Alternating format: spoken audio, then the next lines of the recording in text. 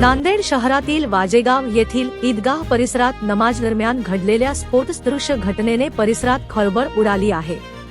या घटनेत एका अनोळखी व्यक्तीने मोटारसायकलवरून येऊन काहीतरी संशयित वस्तू ठेवल्याची प्रत्यक्षदर्शींची माहिती आहे। घटनेनंतर परिसरात तणावाचे वातावरण निर्माण झाले असून स्थानिक नागरिकांमध्ये भीतीचे वातावरण पसरले आहे।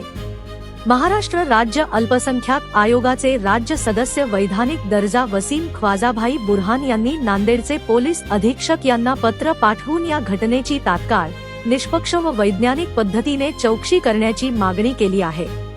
पत्रात म्हटले आहे की प्राथमिक माहितीनुसार एका मोटारसायकलस्वाराने अनोळखी व्यक्तीने सुमारे 10 वेगाने स्फोट घडवला असावा, ज्यामुळे एका व्यक्तीचा जळून मृत्यू झाल्याची शक्यता व्यक्त करण्यात आली आहे।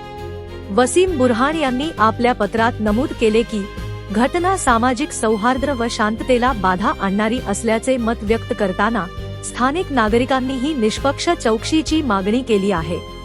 ब्युरो रिपोर्ट जम न्यूज इंडिया।